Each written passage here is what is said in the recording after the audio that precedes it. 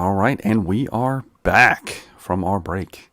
For those of you just now joining us, we currently are still in Nippon, obviously. You haven't teleported magically in some way. You are still both tethered to a dark elf, apparently named Venris. If you did not write his name down before, I've given it to you now. The Corsair has been kind of leading you on a quest, an attempt to break the chains that you guys have been tethered together with. It appears that they might have odd qualities about them that might prevent someone from just breaking them by normal means, as Marius found out when he landed a critical hit on the chain and it did not break. It merely just malformed slightly. So you guys are currently on a quest to do that. Marius, you also beat the shit out of the Dark Elf previously. You knocked him unconscious twice. It was pretty one-sided, I'd say. He has not fared well against you in a straight-up fight, obviously, at this point. So he's probably taken note of that. He is, however, in possession of your dagger yet again. He appears to be a crafty one, for sure, and is looking for any way that he can to take advantage of the both of you. You are very low on supplies, very low on food, and just low on morale at this point, because Nippon has not been kind to either of you.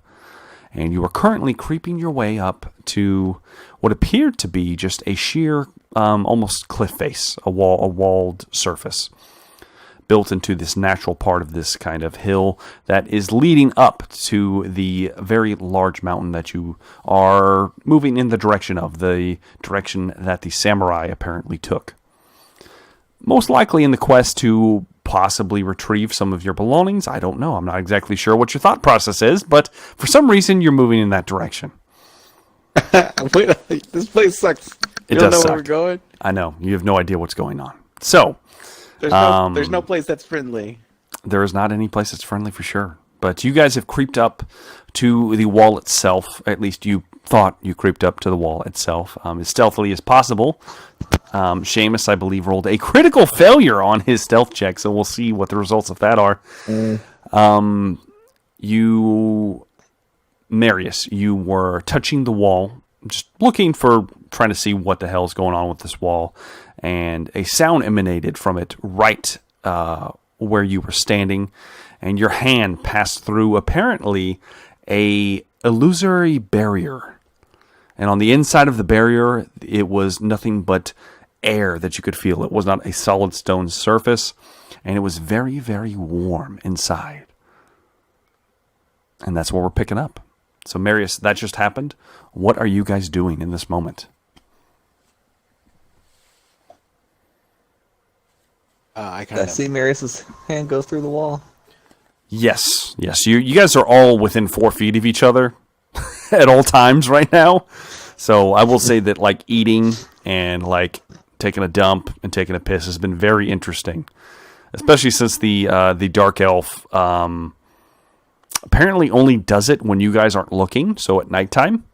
But he takes great pleasure in watching the both of you as you relieve yourselves, almost creepily. Oh. Yes, it's very interesting, but that's been happening. So within 4 feet of each other, you easily see his hand pass through this barrier.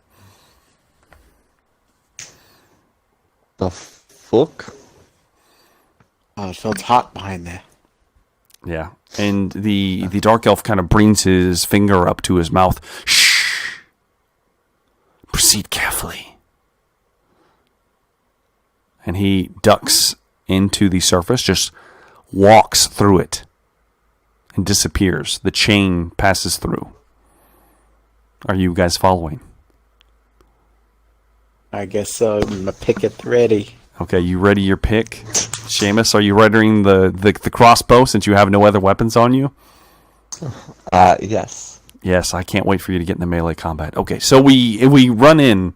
You both move in through the illusory barrier. As soon as you get inside, it is hot as hell in here. and there's just heat radiating from deeper within. And you can see further back, you guys are in almost a natural cavern. There are very strange scrawlings and symbols chiseled into the earth around you as soon as you enter. That if you were a learned man, you might know, might have been whatever is keeping this magical barrier in place. You guys would both know enough about at least rune work, being around the mine and things like that. Hanging out with Thor Doom as much as both of you do, that you could probably grasp the concept of runes and what they're capable of, at least through his stories and all the very elaborate stories that he's told you that you probably didn't believe up until recently. So you see that it's not dark in here. It's not complete darkness. It is low light where you're currently.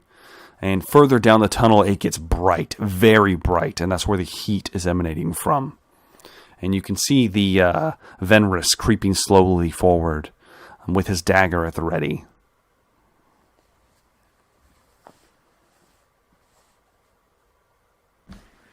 I guess we're just following him. Just kind of keeping a lookout, see what's going on. You keep moving forward, and the sounds are, now that you're through the barrier, you hear ting, ting, and it is loud and almost reverberates off the walls. It appears that whatever this barrier is also supposed to muffle the sound of whatever is happening ahead of you. You keep following Venrus, and then Venrus comes to an opening, and it looks like there's a large room inside, and he ducks to the left, and the chain kind of slowly creeps along the edge, not making a noise, but is moving in that direction. You lose sight of him for a second. Do you both continue forward?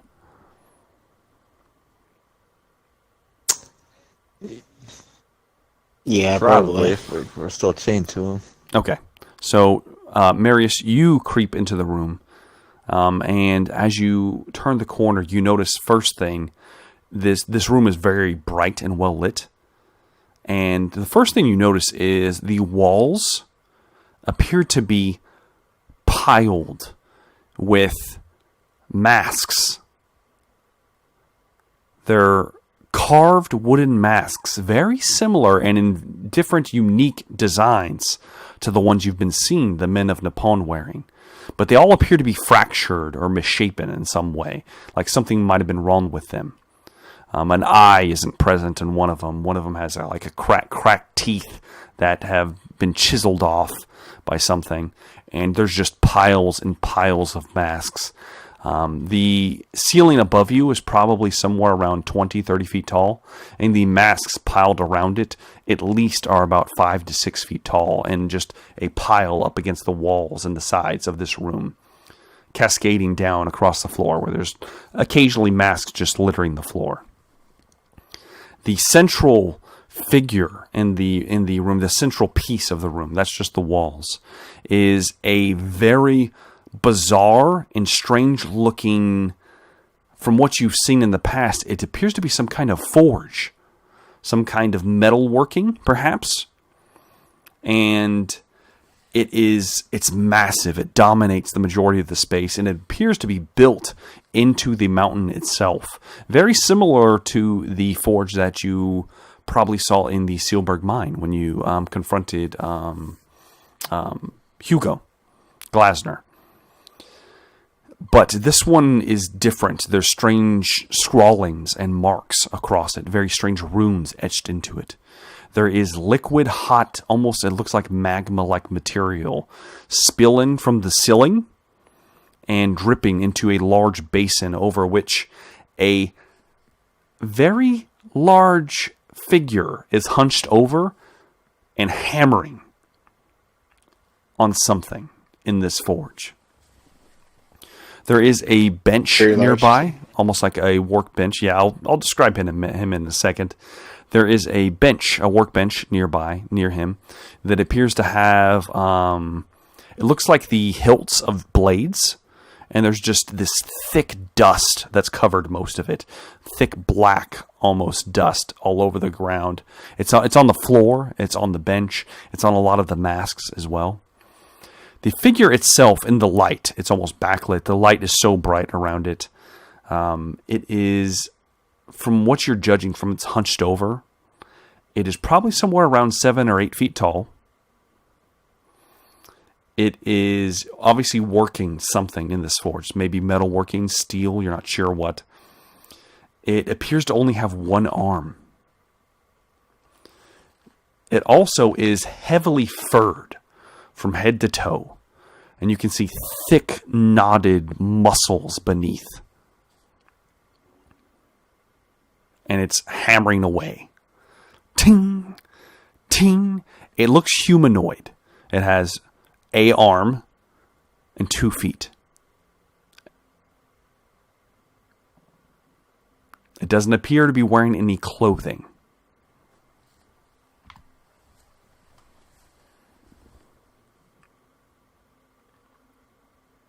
What are you doing? What's Fenris doing? So Fenris is creeping along, and you can see he has the dagger at the ready, and he's starting to creep closer to the creature. He's moving away from the wall, and he's starting to get closer, trying to maneuver his way around the wooden masks, being very careful not to step on any of them.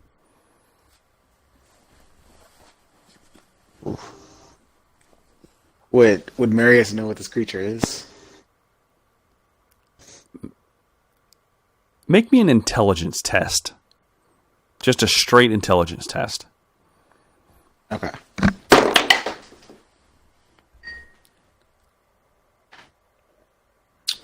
That's a 51 out of 36.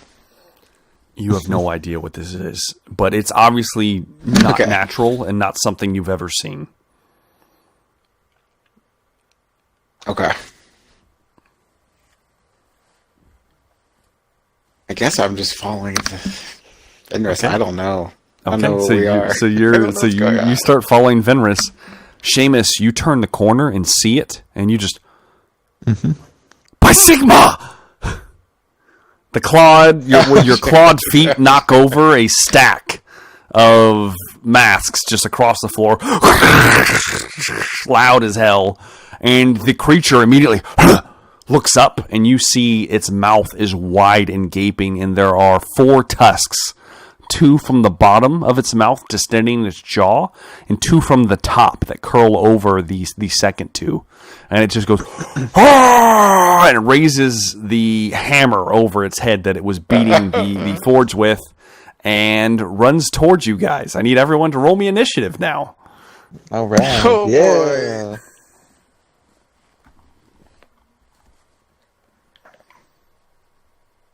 Ooh, I rolled a 10. All right. I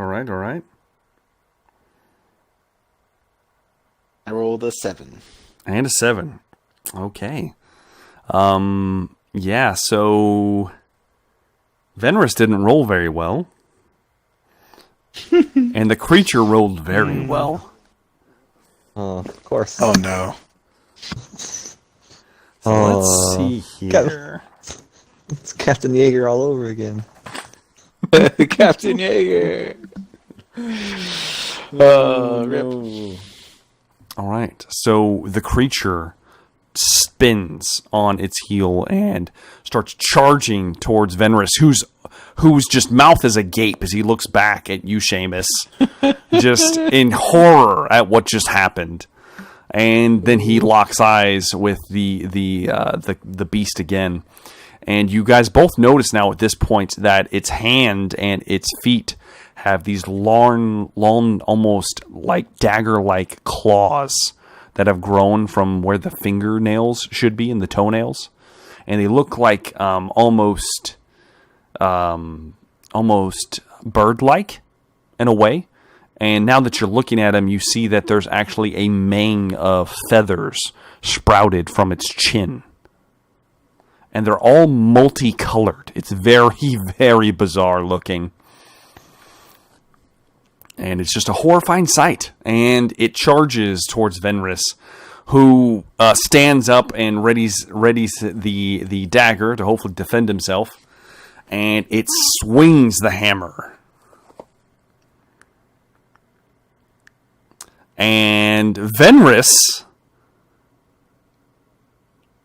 with a barely success, dodges just slightly out of the way as the hammer cracks into the floor, and it hits with such force that the stone floor actually splinters and explodes outwards, and pieces of rock splash across you, Marius, and you as well, Seamus.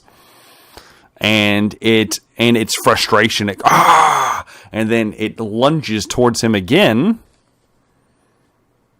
This time he's not as lucky as it sinks its toothed maw into his throat. Oh, Jesus.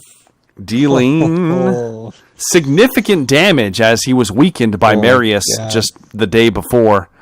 And, you guys camped out. I forgot about that. So both of you give me, the rolls you did before, just double them. So get those hit points back. Okay. Regardless, this elf is not a hardy individual, so he did not have enough health points here. So, the creature just, its teeth sink into his neck, and you hear Venris,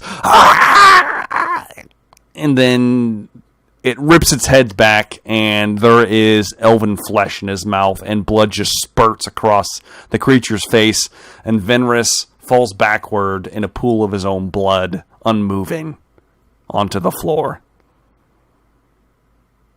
Well. All right. Jesus. And it locks eyes with you, Marius. Oh, shit. I believe it is your turn now, Marius, if I remember correctly. I think Seamus... What'd you roll, Seamus? Oh, you're right. Seamus is ahead of you. Yeah. So, Seamus, it is now your turn to react to what just happened. All right. Fire these crossbow bolts. Okay, go ahead and give me a shot. Jesus. Oh, that's a 37 out of 56. 37 out of 56. So 1 level of success, so that's 10 damage, if I remember correctly. Mm-hmm. All right, so, okay. And it was a 37. Let me see where that hits. Okay. It's a body shot. It always is. It's always a body shot. So you, as the creature spins and it's just bearing down on Marius at this point, you, in a panic, loose your bolt, and then you actually get a plus 10 to shoot this creature because it's so big. So that would give you 2 levels of success. And you deal some damage. Some. It looks hardy, and it looks like it flinches a little bit as the bolt pierces the flesh. And, it looks slightly hurt, at least. Is that going to be all for you? Are you going to do something with your free action? I want to try to move. Okay. Knowing I'm going to have to drag 2 bodies with me. There's a dead body of Venris now, or at least you don't know if he's dead. He looks like he's probably dead, laying there, blood spurting out of his neck.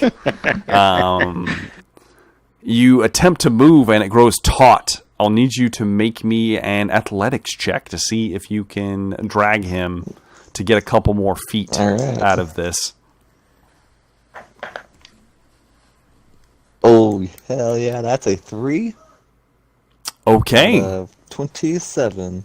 Okay, all right. So, 2 levels of success. With that, you easily are able to drag him. You only get an extra 4 feet, and as he's drugged, Marius, the corpse with blood still shooting out of it is dragged towards you. And his foot locks against yours, and it grows taut.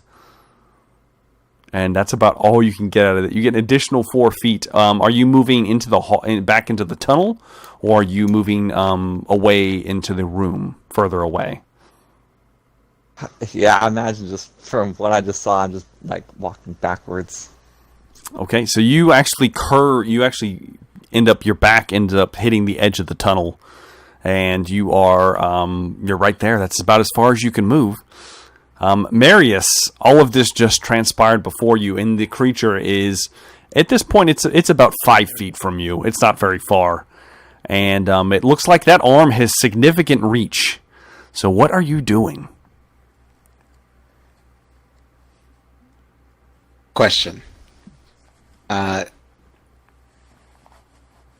Essence of Tarkag. Mm-hmm. Can I use it like a potion? Yes. It's the same thing as a potion. So a free action to imbibe Essence of Tarkag if you wish. He said he barely did any damage with his arrow. I guess. He did some damage, not a lot. This looks like a very hardy creature. Yeah. All right. I'm gonna look to Seamus and be like, "Oh, Sigma, help us!" And I just reach in my bag and take a swig of Essence of Tarkag. Yeah, you grab the skin and you take a gulp, and immediately the effect starts to rip through him. Seamus, you can see. Marius, you feel the heat and the thirst and the hunger immediately grip you as your form starts to stretch and tear, and the tingling sensation takes over as your skin stretches and your muscles bulge and almost grow to almost twice the size that they were before. And you are filled with the the rather tainted essence of your fallen foe. All right. I think I need to make an endurance test, right? That's what I have written down. Not yet. You have your toughness bonus in rounds before we get to that. Oh, okay. So you got 5 rounds before we get to that. Nice. Well, I am going to try to attack this guy then. Okay. So with 5 feet, you don't have enough distance to charge. If you'd like to get away from him, you can to make a charge, or you can just go in. Can I back up like 5 feet and then move back forward? Give a running start. If you back up 5 feet, you get the idea that this creature, with its very significant reach, might crush your skull in, or at least attempt to. Okay. If you move away. I'll just attack. Okay. Yeah, I'll just attack then. All right. So you enraged with the tainted essence now fueling your almost hideously malformed body at this point. You charge in and go ahead and roll me an attack. All right. That is going to be 41 out of 46. It's like just a success. Just a success is not enough. You move the pick and and the creature locks eyes with you as you move into range with it, and you thrust the pick at it, and the creature actually takes it. It takes your pick in the side, but it brings its arm down enough to where you can't get enough momentum to pierce too deep, and just and you just lose momentum. Despite your strength. And it appears to have not taken any damage from that wound. You pull the pick back, ready to make another attempt. Is that the end of your turn? I believe so. I don't think I can do anything else. I'll just kind of like square up. The creature now has 2 points of momentum, just so you know. All right. And well, I thought he got hit. Yeah, he did, but then he butchered the. Oh, you're right. Seamus shot him, so he has 1 point of momentum. 1 point. 1. You're correct. So he has, with his 1 point of momentum, Marius Wolf, he stands up to his full height, looming above you, a solid 2 feet above you. the hair and the stench wafting from his mouth, the fresh blood glistening his chin. And he takes another swing at you with the hammer. If you roll defense, are you rolling defense or are you attempting to dodge? Is he a large creature? He is a large creature. Okay, so it's minus 20 for defense. Minus 20 for defending. Okay. Let me see. Let me check my scores here. It might be the same. Yeah, why not? I'll just defend. It's the same either way. So okay, all right. I'll you're defend. juiced up. You could probably catch a blow. It's the same either way. Oh God. Let's see.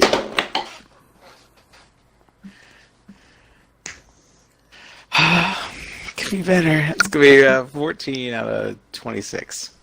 Damn! No, you lucky bastard. Okay. Defend it. So he swings the hammer, and you, knowing how strong you feel, you take the pick with both hands, slide it out, and catch the haft of the hammer on the haft of your pick, and push him back. And he looks surprised as this small thing just met him blow for blow and prevented him from doing anything. The hammer swings back, and he, enraged, lunges at you for a bite. Go ahead and roll either defense or a dodge. Okay. Probably defense. Can I add my... Did I get momentum for defending? Yeah, yes. But so you're only at minus 10 then, instead of minus 10. 20. Okay. Yeah. Okay.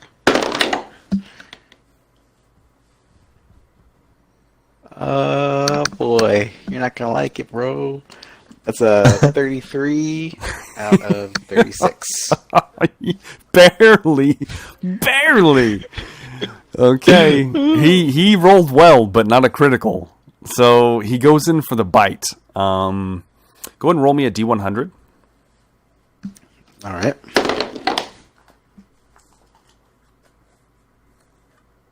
62. All right, 62. Okay, roll me one more D100.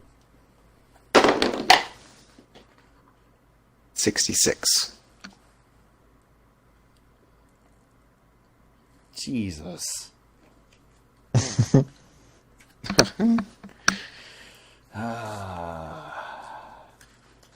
Okay.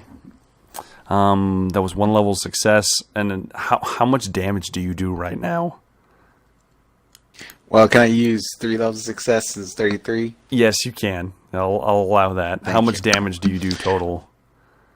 Well, I do 10 normally, plus 3 is to be 13, but I double my strength score. So you get another 5. So 18. Another 5, so 18, yeah. Holy shit. Oh. Okay. So... Does he feel that one? Oh, yes. So he moves in for the bite, and you quickly lash out, and the pick sinks deep into, like, his midsection. And you feel it hit something vital. You feel something tear deep inside of the chest, and he cries out, "Ah!" and kind of pulls back your bloody pick still in your hands. And his blood is brackish and almost it's almost got a phosphorescent like green color to it. It kind of spills across your hands and all across the floor. And like Predator? Kind of like Predator. Yeah, a little bit. Yeah. So he takes significant damage, but he is still standing. Yes, he looks pretty hurt, severely hurt, in fact, but he is still standing. And that's all he can do. So he's just kind of still looming over you, getting the pick getting his hammer ready to try to cave in this small thing's skull that hurt him so deeply. And now, Seamus, it's your turn. So you witness Marius just drive the pick, and in his enraged kind of muscular form, you see it just bite in deep, very, very deep. And you see blood freely flowing from the wound as the pick is pulled free. Large amounts of it. All right, so you said it was at -10 if you aim for a specific body part? Yes, it is. But you get a +10 to shoot him since he's so big. So it would just even out if you want to aim for a body part. Yeah, I'm going to try and aim for success. Yeah, I've got a success as well. Oh yes. Yeah. So you get so you'll have a +10 to this roll. Can I aim for the wound? For the wound. It's a -20 to aim. I'm sorry, not -10. It's -20 to aim. But yes, you can aim for the wound if you want. It will be at -10 to hit now that you have a success. No, it'll be just a straight roll. God damn it. Straight roll. Yeah, it should be a straight Too roll. many minuses and pluses. It's just a straight roll. All right, I'm going to try and aim for that wound. Okay, go ahead. Ooh, that's a 25 out of 51. Or out of 56, I mean. Obviously, that's going to hit. How would you like to kill this beast? Oh, Yeah! shit. God damn Now, where it. exactly was this wound again? It's in his midsection, below the kind of below like what you think would be pecs on a person. Okay. So kind of in that kind of central area. It looks like the wound is eerily close to where a heart should be. Exactly. That's what I want to aim for, and crossbow bolt's going to shoot through and just hit him right in the heart. And okay, Make his heart explode or something. Yeah, it goes through you, and Marius, you hear, and you feel a bolt over your shoulder as you pull the pickpack, and it enters through the same wound that you just made, bypassing any natural resistance this creature might have to damage, and pierces through something deep inside, and you see just a gout of this phosphorescent green blood just gush all over Marius's face as he's in close combat with this thing. And that's about chest level with you, so it just gosh all over you, and the creature and the bolt passes through, and you hear a behind you as it embeds itself in the stonework behind it, a full 10 feet behind it, passing clean through, and there is just pieces of organs and muscle still attached to the end of the bolt, just kind of quivering there in the radiating heat. And the creature falls to its knees and slumps over, obviously dead. Yeah. Oh shit. Is combat over? It is if you guys want it to be. Are you guys done? How big is the hammer he was wielding? It was large. It would essentially be a two-handed hammer for a person. For him, he was wielding it in one meaty hand. Yeah. Can I want to try to quickly, while I'm still in my Tartag state, Yes. grab his hammer Okay. and try to hit the chain with it. Okay, yeah. And this is quick because the essence runs out fairly quickly. Yeah. You know. It's a minute. So, yeah. And so in this moment, you lunge forward, you grab the hammer with your boost of strength. There's no strength check required, but even in this state, it's hard to lift. You lift it, and you get it's just a giant piece of granite on the tip of this that is held together by just a metal pole of some kind. You grab it in both hands and go ahead and make me a melee attack plus 40 to attempt to smack the chain with this thing. That's 7 out of 86. Okay, 7 out of 86. All right. So you take this giant hammer and just and it smashes, and it's similar to what you saw before. The hammer just explodes the ground, and the chains just buckle underneath and snap, and you are both free from your bound state. Oh yeah. Oh, yeah. And you see Marius just kind of almost foaming at the mouth at this point, still wielding this giant hammer, all hulked out right now. Is Marius, calm down, Marius. I'm assuming I'm starting to get hungry. At this point, you are starting to get hungry. I need you to make me an endurance test. At I believe it's at no, it's just a straight endurance test. Okay. That's going to be a 46 out of 60. Okay, so 2 levels of success. You've got another 12 seconds before you are going to be forced to eat whatever is in front of you. Oh, gee. So I got 12 seconds left. You got 12 seconds. How tasty does this big thing look? How tasty? Yeah. At this moment, especially like with your you and mentioned tusks. in this moment, it's first off, it's hideous, and it is obviously mutated in some way.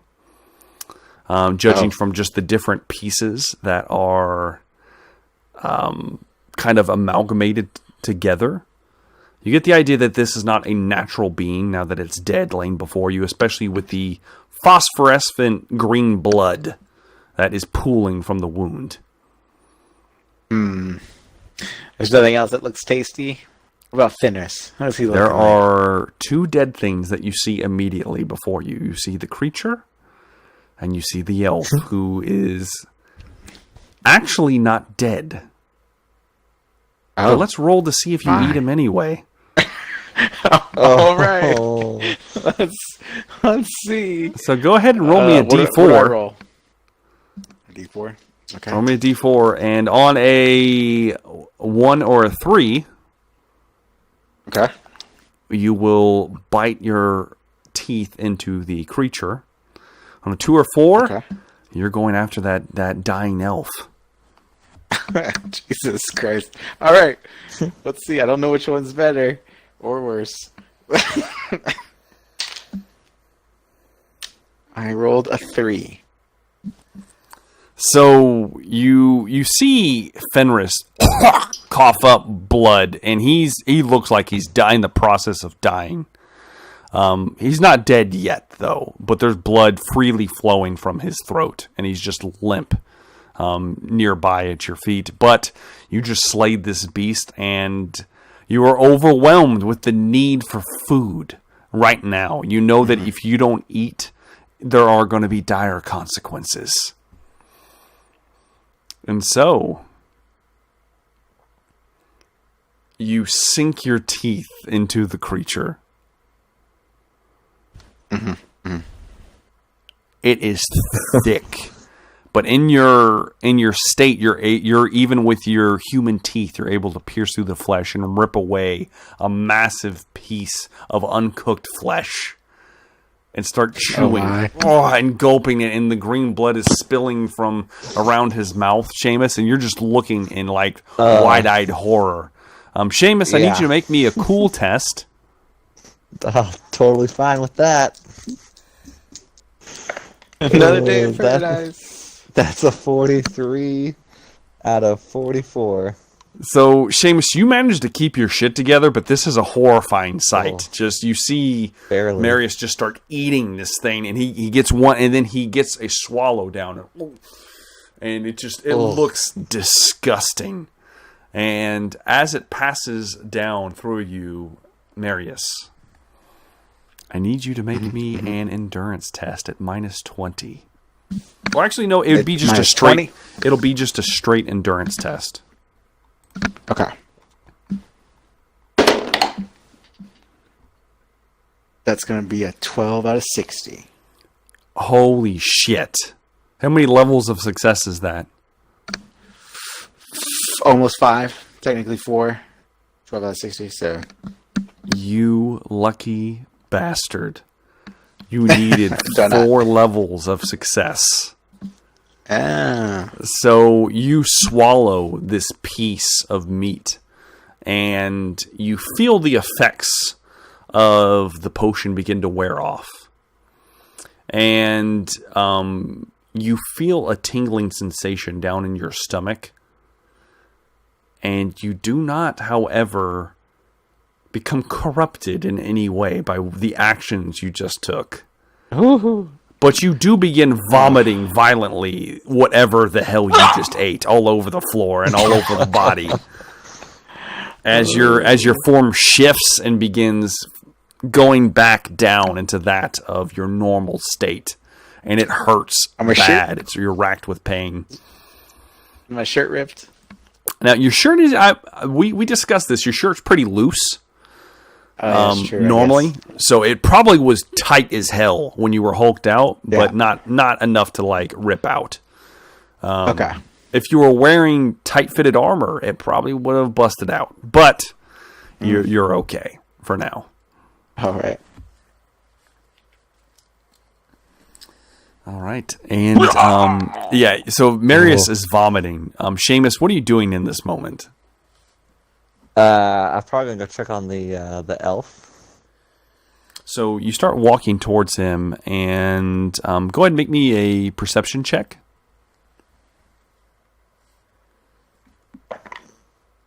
That is a 4. How many levels of success is that? It's about 5 levels. Oh shit! Okay, so you walking past the form of Marius, and you see the elf laying there. Venrus is laying there.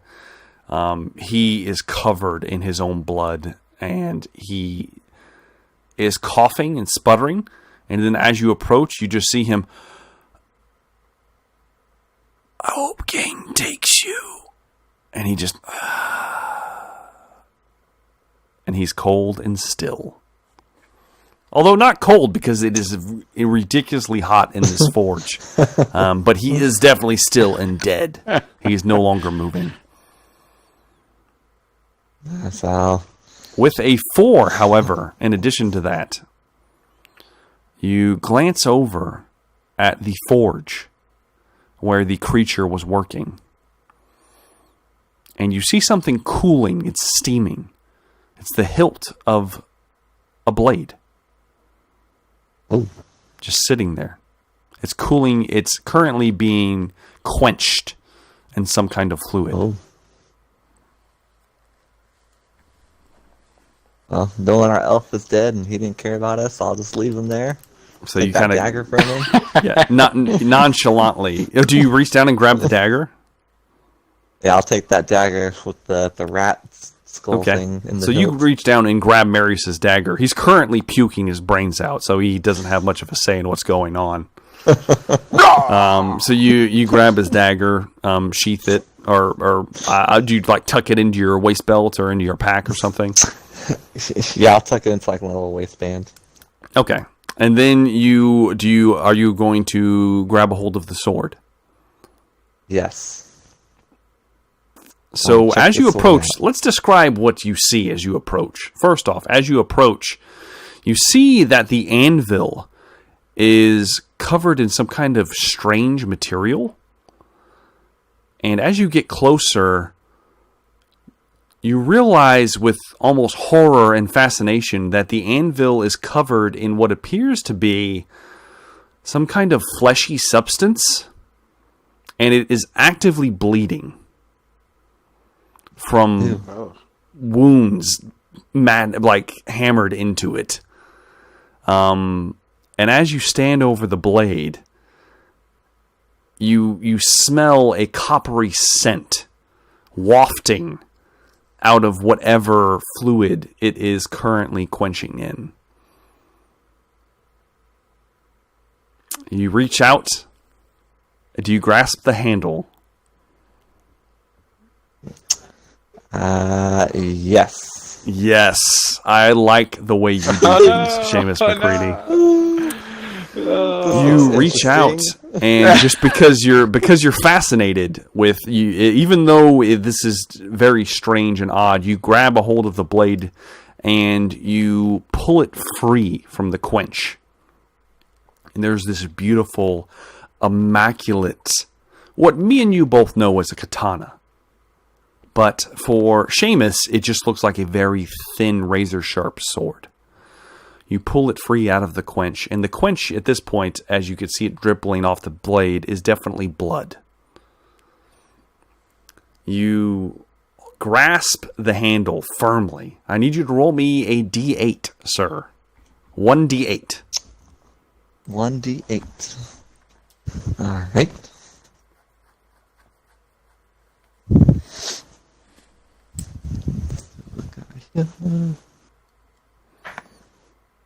That is a 6. 6. Holy shit. Okay. So, Seamus, Marius, at this point, you're done vomiting. You kind of look up and see Seamus grabbing a hold and pulling this sword free. Are you going to call out to him or anything, or? I just keep on picturing Team America and me like just throwing up. Yes, exactly. Just like green phosphorescent blood. Yeah. Yeah. I guess I just kind of wipe the vomit off of my face and just kind of look at Seamus and see what he's doing. You look up at Seamus, and Seamus, I need you to roll me an endurance test at -30. All right.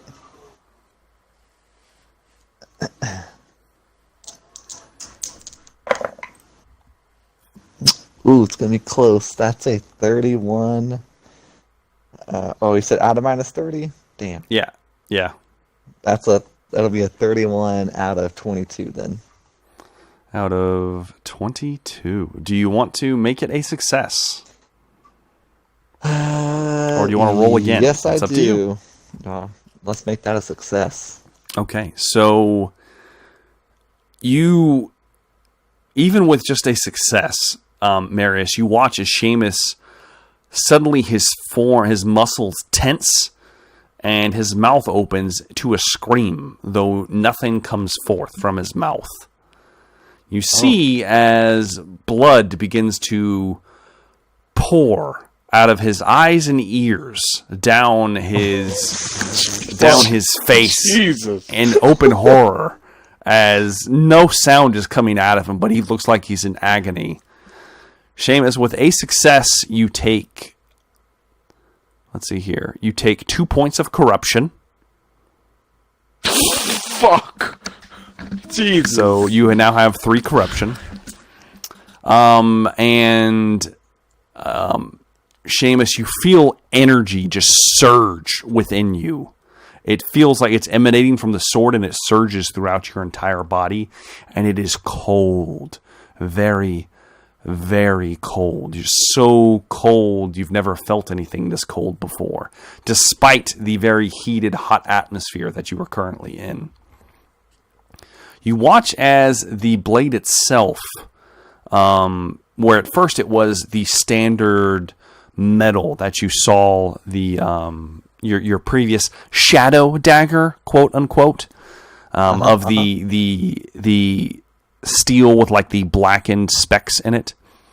You watch as the hamon, the back part of the katana, suddenly goes from almost a black color to a deep, deep purple down the steel, kind of mixing in with the rest of the blade, which the rest of the blade then turns a black color. So you almost have a purple and black steel blade.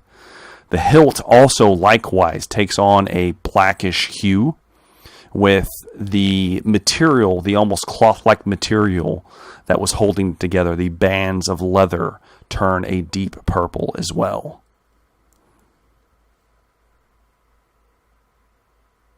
And and then you get your senses back, and you are in severe pain. You take... Oh. Go ahead and roll me a d10, sir. Fuck. Fuck, that's a 0. That's a 10. 10. You take 10 wounds. Oh.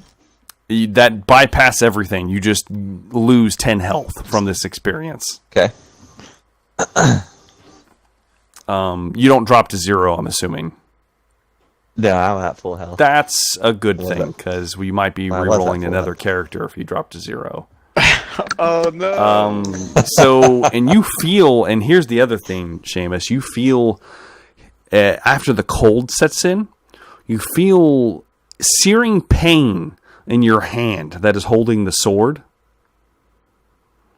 And you feel like something is being engraved in your palm.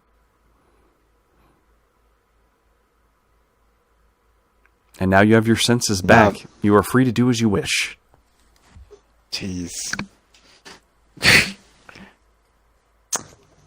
My senses are back, so I will, I guess, lay the sword down and see if my palm is still like burning or what was etched So into it. do you just drop the sword at your feet?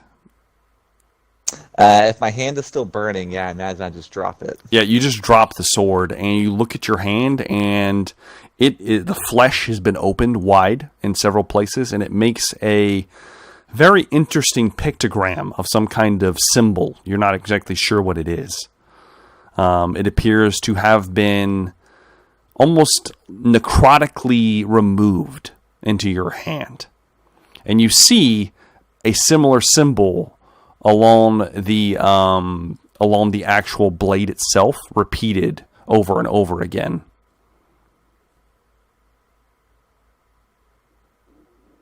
Go ahead and make me an intuition test. Intuition.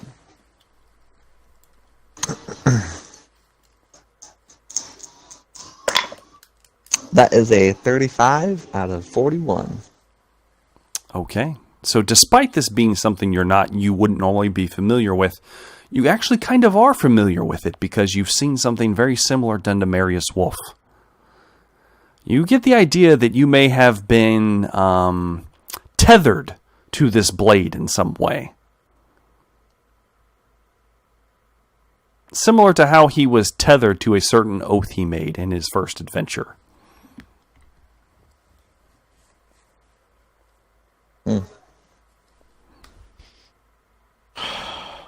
Marius kind of runs over to him. Seamus, are you all right? You're bleeding out all the holes in your face. And yeah, there's still blood pooling. It stopped bleeding actively, but it hurts like hell. Your face is in severe pain. My face fucking hurts. My hand's fucking burning. Why would you grab the sword and the sword from the flesh anvil and the cauldron of blood? What were you thinking? I couldn't help it, Marius. You dumb bastard. I wanted it. It's at this point, Marius, as you're glancing around, now that you guys are close to the forge, you see that on the metal, it's not really it is a kind of metal that was being used in this forging process, is almost in the bowl, down in the actual like kiln kind of part of the forge. It's a different color. It's almost like a bluish silvery color that was being worked. You've never seen anything like it. You don't know much about metal craft to begin with, but it's just everything about this place is alien and strange. You get the idea that probably magic is at work in some way. Or maybe the forces of chaos. Who knows? Maybe. But you do see next to the forge on the other side, not where the broken blades are, you see that there are pages. It looks like some type of paper, and as you glance closer, are you going to attempt to like maybe read them? It's like a stack, almost like probably a stack of probably like 100 pages. Yeah, I mean, if I know the words, if they're Okay, so you directional, I glance guess is over what I at know. it, and you don't recognize the wording. They appear to be symbols. But as you look close, the pages are actually made from flesh. Probably human flesh Oh, of some kind. And these almost chaotic scrawlings have been etched into them, and it hurts your eyes to look at them, and so you kind of glance away. You've experienced similar occurrences with the scroll you once had possession of. But as you glance away, you see next to it, there is a mask. And this time it is different from the one that Seamus had. It is a similar make. It is a demonic-looking mask, but it has the face of a raven. It is almost the twin of the one you saw hanging above the exit to the tunnel when you first entered this country. oh, fuck. Oh.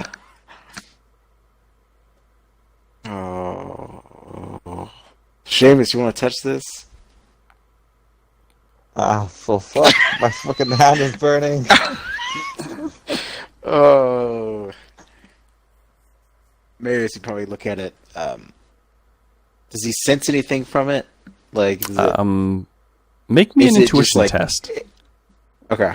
When you say Yeah. demonic looking, Like it's just the kind of the artistic license that's been used when carving it. It is made out of wood. like a Japanese mask, Yep. kind of. Okay. Yeah, very similar to the ones that you've seen. Okay. Let me see. Intuition. Oh, that's a critical fail. It's 33 out of 24. Do you? Well, I can't reroll it. I used all my you things. used all of it. So as far as Yep. you know, I mean, there doesn't seem to be anything. There's nothing wrong with this mask. If anything, it's safe. All right. You've seen Seamus use them Safe. before. Well, if Marius thinks it's safe, I guess. Fuck me. Critical fail. He's I gonna love it. probably grab it. I know. He's All right. probably gonna grab it. Let's take a All look right. at it. You know. You grab it and you kind of look it over. It is very finely crafted. And as you're looking around, glancing around, you see all the ruined masks. You get the idea that whatever this creature was, it also either had somebody make this for it, or it carved this thing itself, despite its kind of awkward, very large-looking hand. Do you put the mask on? Well, I guess I critical failed, so Marius probably Okay. would. All right. He You've thinks seen it's probably supernatural elements to masks with Seamus, at Yeah. least, and you have used one before. So you know Yeah. that there might be something interesting about this mask. Oh boy. You place it on in Seamus. You watch at. I mean, you're still holding your hand as it is still bleeding.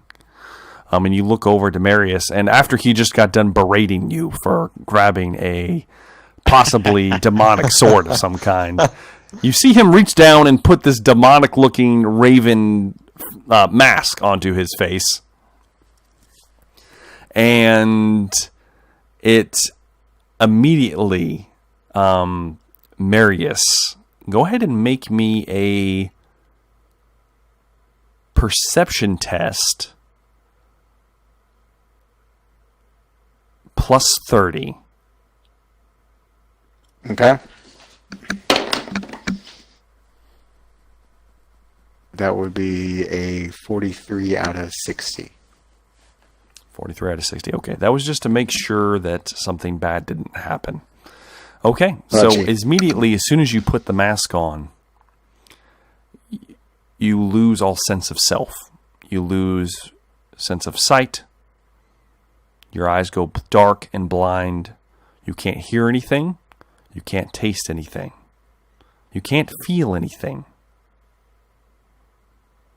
All your senses are null and void. It's black darkness. A second passes and you almost begin to panic, and then suddenly the world begins to shimmer, and almost this translucent gray kind of tone is said about everything. And you look around, and you're in the same room that you were in. You haven't transported anywhere or anything like that. You are present, but everything seems to have almost like a gray filter over it, as if there was no color left in the world. Except as you glance back towards Seamus, you see threads, almost like a breeze, like a waft of air, wind, being pulled in the direction of the forge where they are congealing. And the threads are all multicolored. You see one that's a pure white, a gold, jade, blue, gray, purple, red, amber. All these colors coalescing together and not melting into this forge. And then as you glance up at Seamus, you see that the sword itself is pulling in a purple color into itself. And you see the same stain on Seamus's hand where he was holding the sword. And then as you glance further around, you have no idea what the hell is going on. You still can't hear. But then you start hearing something. You start hearing scratching sounds. Do you glance at them? Yes. You glance over your shoulder at this point, at the wall. And there is a gigantic demonic face pressed against the wall. And it's trying to claw through it. And it's just slathering, and the jaws are snapping back and forth, and you can hear it moaning.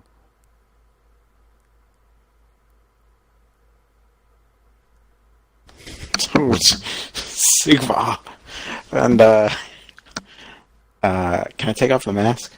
So yeah, you grab the mask and take it off, and the demon's hand bursts through as you're taking it off. It bursts through the wall and looks like it's about to grab you, and you take off the mask, and there's nothing, and you're back to normal. Seamus, this place sucks. How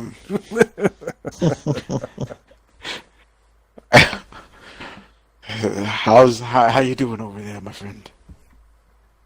Oh, I'm doing okay apart from what the fuck just happened, but this burn everywhere. This is beyond us, Seamus. We don't know anything about magic, witchcraft. All I know is this mask just took away all my senses, and I saw these strange threads tied to that sword and to your hand and to the forge. And the terrifying monstrosity trying to eat me. I don't know if I should keep it or get rid of it. If we should keep the sword or not.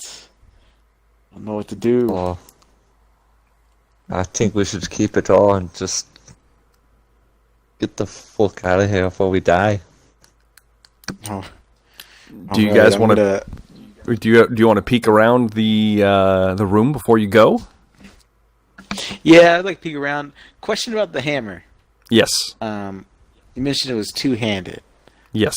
Can I use it in regular form, or could I only use it in You form? Get the idea. You could make an attempt. It weighs like 300 pounds. It is. Okay, I mean, then it's probably, just. I mean, it's just a giant block of stone. Okay. It's massive. So you could with your strength, with a check, you could probably lift it and heft it. It would be awkward as hell. And I will let you know as a as far as combat rules are concerned, it would have the heavy quality, which means that no matter what you roll for initiative, it always goes last as far as using it is concerned in a round. How much damage would it do?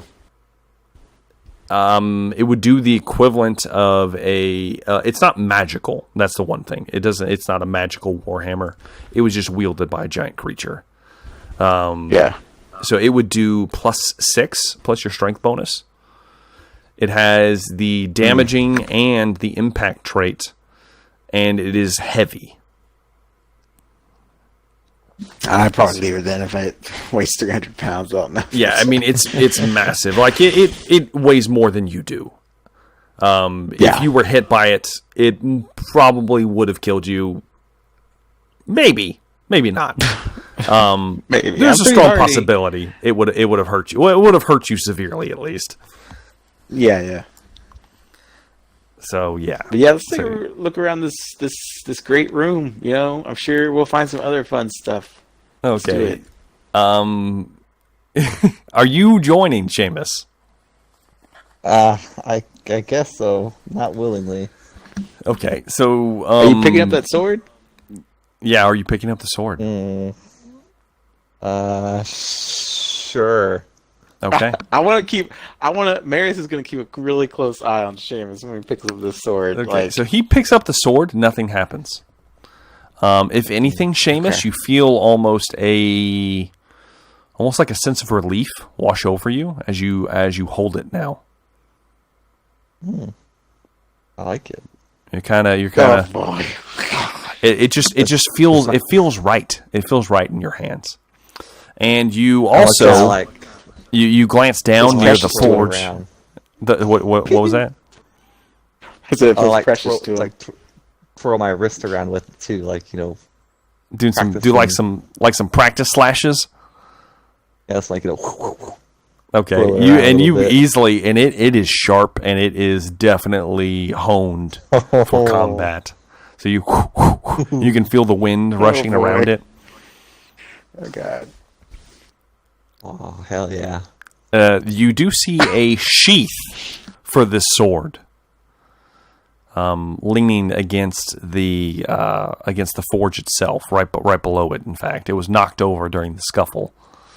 But you have a sheath as well, and it is also a blackened, almost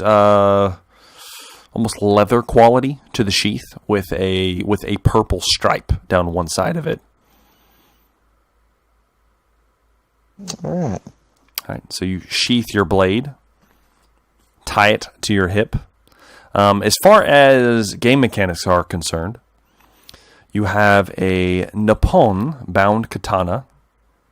It is bound with you don't know what yet. We will discuss that when it happens.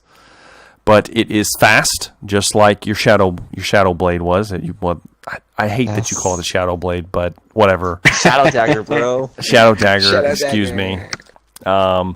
It's fast. It is a +4. Your strength bonus +4. As far as damage is concerned. And it is a one-handed katana. Oh, yeah. Look over to Marius to see if he's jealous. Marius is jealous. Concerned. Marius looks slightly concerned with you, but it's yours. It's not his. Yeah, it's mine. It was like a terrifying experience you just had, just like mouth agape, blood coming out. And I feel fine now, bro. Has a piece of it ripped away. Yes, indeed. Marius has concerns. This feels good. Okay. At this moment, go ahead and make me a perception check, Marius, with +10, because Seamus is kind of helping you. He's mostly just testing out his sword, kind of whiffing it through the air.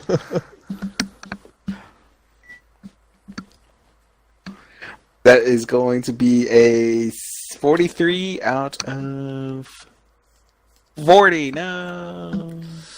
Oh, a degree of failure. So sad. Yep. It is. So, Marius, you start looking around the room, and you kind of glance and you notice that there's actually more space behind the forge. And you go off to your right and kind of circle around, and you see before you a pile of corpses. Piled high. Exciting. Quite a few, in fact. Mostly they look like men. There are quite a few beastmen, the kind of furred kind with the kind of feline features, lions, tigers, that kind of thing. They've all been stripped of their clothing. except for a corpse lying on the top, which is that of a Dark Elf Corsair. Oh. He's still armored, though the armor looks like it has been battered and destroyed. You don't see the swords anywhere. But you see a corpse there. If you want to point it out to Seamus, and maybe he can try to look at it. Yeah, do the humans, are they Nipponese or are they... They from what you can hyperhuman? tell, just from looking at the pile, they look like they've been here a while.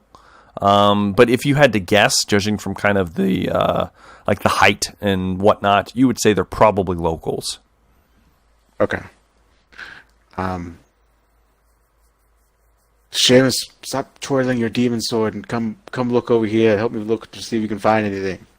And Seamus, you immediately spot the Corsair, and it kind of quickens your step for a second. He is on top of a pile of corpses. It is about 6 feet in the air, so you're going to kind of have to reach up tall to kind of pluck him off the top if you want to look him over. Yeah, I'll take a look at him. Okay, so you reach up and you drag him, and he kind of sloughs onto the floor before you. Go ahead and give me a perception check. All right. That is going to be a 15 out of 51. Okay, so you easily start rummaging, looking over this Corsair, and it appears that his weapons have been stripped off of him. You do see, now that you have pulled them off, you see the remains of his repeater crossbow that have just been destroyed, are littered above, kind of in the pile. You see like a piece of like the actual handle of it, and the bowstring is kind of warped and frayed. So you get the idea that the crossbow is broken, but as you pat him down, you find... Roll me a D4. All right.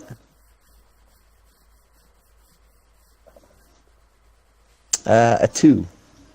You find 2 silver coins of Bretonian make, Shit. which you will have note that you both have lost your coin as well in this process. So now you have 2 once I again, figured. or at least Seamus does. In addition to that, you also find, roll me 1d10. That is a 3. You find 3 more bolts for your repeater crossbow, Yes. tucked into a pouch on the side of his leg. All right. And that's it. Does he have boots I can wear? Let's see here, Marius. So it looks like the boots I would need probably fit Seamus pretty well. He's wearing those wooden clogs right now, but these would probably fit him better. You could attempt to stuff your foot in it. It might be a little loose. Seamus, take these boots and give me those clogs. So if you want them, you can take them. So take the Marius, clogs. so you guys swap shoes. It's gross. Seamus's foot smells horrible. You kind of sniff this, and it was on a corpse before, so you can only imagine how bad it smells. You place it on your foot and kind of lash it together with the leather straps to secure it. And it's super gross, but functional. You now have shoes. Wooden clogs, to be exact. And Seamus, you have a pair than of rags. sturdy boots of dark elf make. They look kind of edgy. You know, they're black leather. They have like they actually have like a couple spikes on them, and there's like, it looks like a fish hook dangling from the right one, right on the lip where you would pull your boot on. So they look a little menacing, but they will function. Perfect to go with his demon sword. Indeed, Hey, I'm indeed. moving up. I'm starting to like this place. Moving on up. This place sucks. He's like All almost right. dead from the sword. So, with that, are you guys now leaving? That's about all you find in the forge room. This place sucks, and I kick a dead body, and then let's get the fuck out of here. Yeah. Are you going to just leave Venris? I'm gonna kick Fenris. I'm gonna call him. He's dead. Make sure he's dead. I'm gonna. He doesn't have anything on him, I guess, did he? Yeah, He as far as you know, unless you want to look him over. Yeah, let's give him this little pat. Just a little For pat. him, make me an intuition test. Oh, no.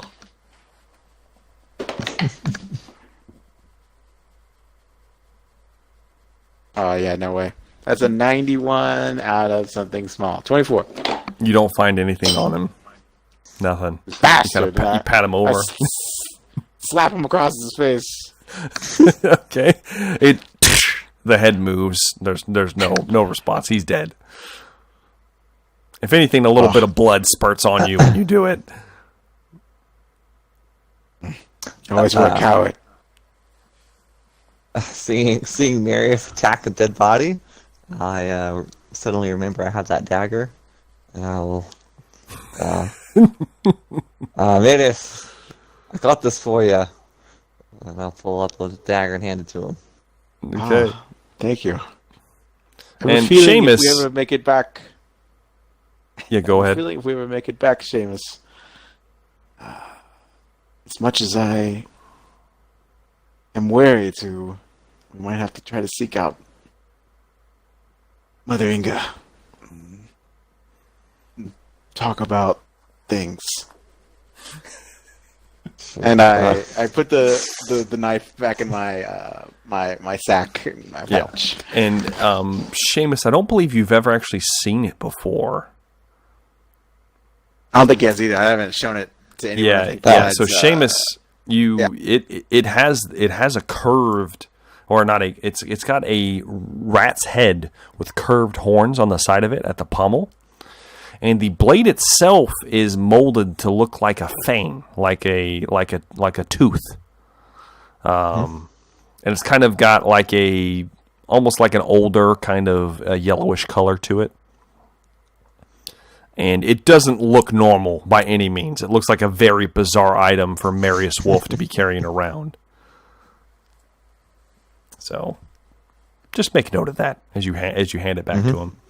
And I'm assuming you guys are leaving at this point.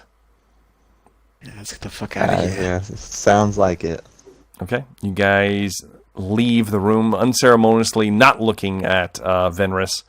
The first thing you notice as you curve into the tunnel is that the illusion that was there is no longer there. It's gone.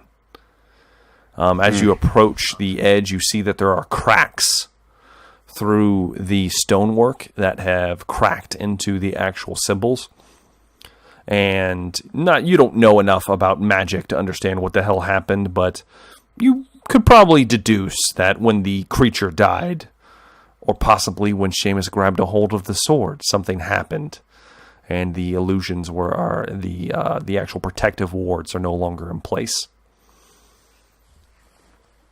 So you leave the death tunnel, or I don't know what you want to call it, the forge tunnel, and Hellforge.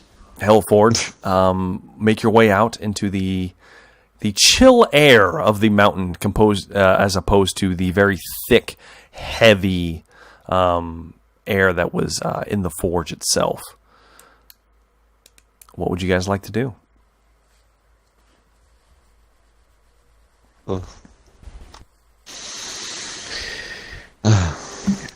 Probably need to rest up.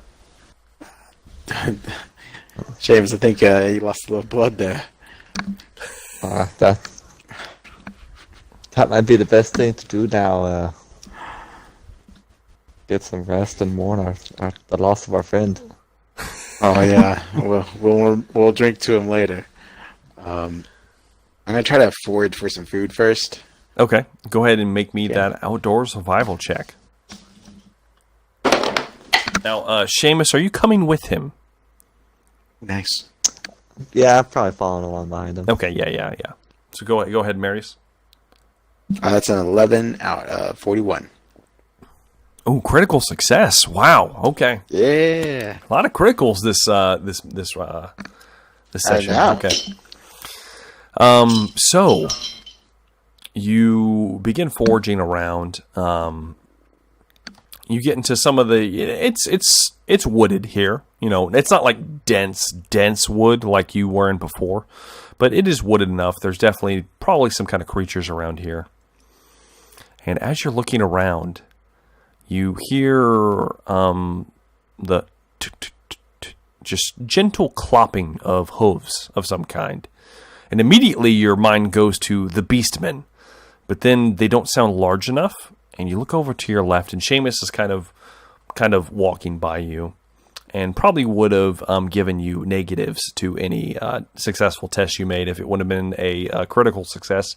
But you see, over to your left, you see a deer. Probably 20, 30 feet from you. Appears to be grazing. Mm-hmm. And I kind of pointed out to Seamus. You point at the Seamus. Seamus, do you take aim? I do. I will swing the crossbow up and take aim. It's a good-sized deer. It looks up at you, and you notice there's a silver streak across the top of its head through its fur. It looks up at you, and locks eyes with you as soon as you take aim. It opens its mouth, and instead of normal teeth, serrated fang-like teeth are lining the tops and bottoms of its mouth, and it lowers its head with the antler rack and starts charging towards you. You can go ahead and make your shot now, and then we'll roll initiative. All right. Jesus Christ. Fuck this place. That is a 28 out of 56. Okay, so how much damage do you do? With the repeater, it is 9 plus my success level. Okay, so that's 11 points. Okay, and you roll what did you roll again? A 28. 28. Okay, 28. So that is 2 success levels, I think. Okay, so you actually take it in the left shoulder, and it it lurches for a second. It doesn't go down. There's the bolt sticking out of its shoulder, and it's still running in your direction. I need you guys both to roll me initiative. All right. All right. We'll test out this new sword. I got 8. All right. I got 11. And an 11. Okay. So, Seamus, you're up. It's closing distance. At this point, it's about 10 feet from you. All right. I guess I have to be within 5 feet to use that sword. Yeah, you'll have to get into within melee. You can move up to it if you'd like. You can rush towards it as it's rushing towards you. If you miss, though, with it charging you, there may be consequences. Oh, don't worry, I never miss. Oh, that's I true. want to pull out that sword. Okay. You we grab a go. hold of the sword and you feel a surge go through you. Go ahead and make me an endurance test at -20. I'm going to cut that thing's head off. Endurance. Ooh, that's bad. That is an 84. Oh no. Yes. But Okay. But I've got You go- 2 fortune points left. Okay. Yeah, go ahead and re-roll it. Go ahead and re-roll that. Let me just get a little less of a failure. Oh, that is a little less of a failure. That will be a 47. Out of... Minus 30 will put me at 25. at -20. Oh. Well, at minus 20, 35. Okay, so 35. So it was 47, you said? So 1 level of failure? Yes. Okay. So let's see here. All right, we'll roll for that later. We'll see what happens. But you feel a surge pass through you. Oh no! You close the distance with the creature. Go ahead and make me a attack with it, if that's what you're trying to do. I am. Okay, go ahead and make me a weapon attack with whatever proficiency you might have. Oh yeah, it's gonna be close. That is a 42 out of 45. Okay, it doesn't have time to dodge the blow. It attempts to try to shift its weight to move out of the way. It doesn't have time to. Even its animal cunning cannot save it. So 42. Okay, so you actually take it under the right shoulder, and you point the blade in towards the inside of the body. It slips easily with the momentum of the deer, of the stag, pressing into you. The blade slips through the meat like hot butter. Just slides through, almost no effort at all. And as it does, you feel another pulse in your hand. And you see as these kind of black, almost necrotic tendrils kind of seep across the wound, and the stag falls stone dead. The weight of the corpse almost pulling you down. Go ahead and give me a dodge roll at +10.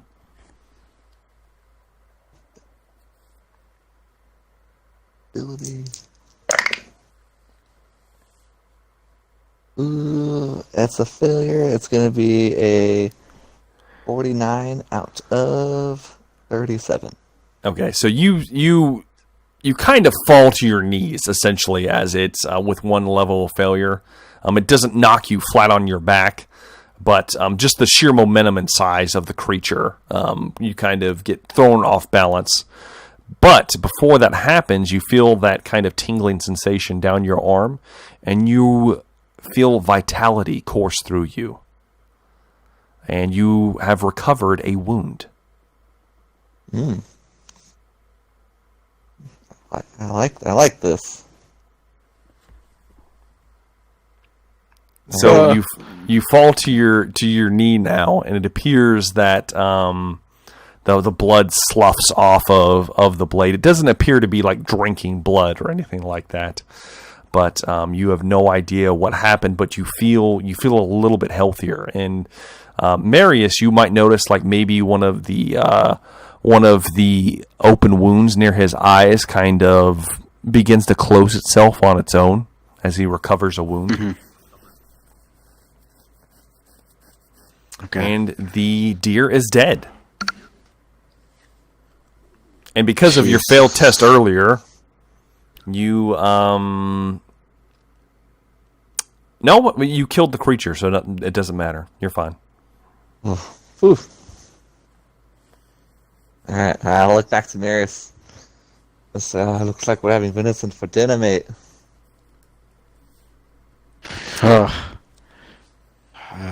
I've never seen a deer with teeth. And I try to drag the deer, I guess, towards an area where we can make camp. Okay. You guys are you got a little distance from the cave where you guys were. With your critical success, you can easily judge a good place to make camp for the night. And strip the deer, clean it. Do you want to keep the pelt? If possible, yes.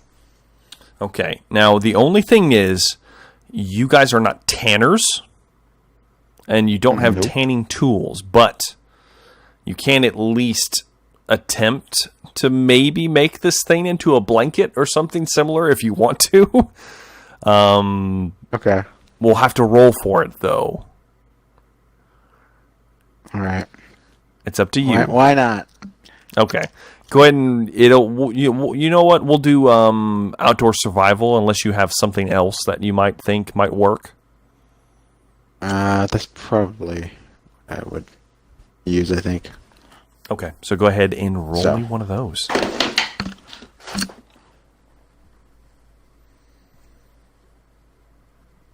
No. 47 out of 41. Okay, so you make an attempt to kind of clean the skin off, to attempt to use it as a blanket so you're not trudging up the mountain in the cold that you have no doubt will be present. But it's just not working. Whatever this creature is, it's obviously a deer of some kind, but it possibly... there's just something wrong with the muscles. They appear to like stick to the hide, and you're just not used to this kind of task to begin with. So you get the idea that it's not going to work. You're not going to have a blanket, but you could keep it and do something with it later, maybe. Nah, I'd probably leave it unless Seamus wants it. Probably not if I can't use it. Okay, you guys have well. plenty of meat. Yeah. Which Seamus is going to have to suck through his teeth again to eat, but you do have plenty of it. So we'll go ahead and say that you guys have a full meal and you bed down for the night. And that's where we're going to end tonight's episode, guys. Oh, yeah. So, it went pretty good. I mean, Yeah, some well, things right. happened. I think so. Your elven friend died. I mean, I thought you guys were going to kill him, That's but true. I was thinking about it. I really wanted to kill him if he survived. I wanted to be like, I was gonna throw him a sword and be like, let's do this, you and me. Oh man, 101 Damn, mano a bro. mano. Mano. Oh man, it would have been great if he would have murdered you in that scene, but it didn't happen. That's fine. It's true. Um, You got Jaegered. He did, yes, of course. The infamous Jaeger incident. It happened. Did you roll a crit? Yet again? Yes, rolled a crit against him. And he was weak. He was weakened already. He's not as tough as you slapped two, him so he around a doesn't little. recover health like you guys do. So he was not, especially after the beating that you laid upon him the night before. Yeah. Yeah. So yeah, he didn't do so hot, but so he's dead now. You have a nice, some kind of magical sword, Seamus. I mean, that's pretty awesome. Hell yeah. Yeah. Marius has some kind of magical mask? Question mark. I'm never gonna put that mask on again. Mask sucks. You never know. You never know. So This is a nice simple mask like Seamus had, just a nice Really simple smell one things that just better. enhances your sense of smell. I mean, they're out there. You Yeah. know they exist. Yours did something entirely different. You're not sure what it did, but it did something. So, with that, guys, if I had a favorite moment tonight, since I'm kind of repping this now, I definitely enjoyed Seamus being so desperate for loot that he grabbed an obviously cursed weapon in some kind and now made it his own. So, there's that. That was definitely one of my favorite moments, personally. Either that or Marius beating the shit out of Venris. Pretty much not even attempting to, but just doing it. That was pretty good as well. So that was a good exchange. So, you guys got any favorite moments? Mine was originally going to be piercing the hearts of that giant beast. That's pretty awesome. Oh yeah, that's cool. But then I like the fact that when I killed that deer, one of my wounds closed up. There appears to be some strange properties of your new weapon. I'm so concerned right now. I know. What about Marius Wolf? Got anything? My favorite moment, I don't know. It might be pulling the Venris off his feet and then slapping him unconscious. Probably slapping him unconscious might be. Yes, exactly. Oh man! Just a quick quick slap across your face. That's it. That's it. He's a weak elf. What can I say? Yeah. He's not much. He doesn't have a lot of hit points. So yeah. So regardless. With man, I guess we'll close out then. I definitely am looking forward to seeing you guys. Hope you guys had fun. I had a good time. At least this was a good session. Oh yeah. Making progress. No idea what we're doing, but we're making progress somehow. Let's see here. If you guys haven't yet, if you are listening and you haven't yet liked or subscribed to the channel, please do, guys. And of course, do leave us comments. We enjoy reading them, and we try to reply that any that actually ask questions. So feel free to do that. And of course, I have been Jumbo Thick. This has been Rise of the Forsaken, and I hope to see you guys in our next episode. Have a good day.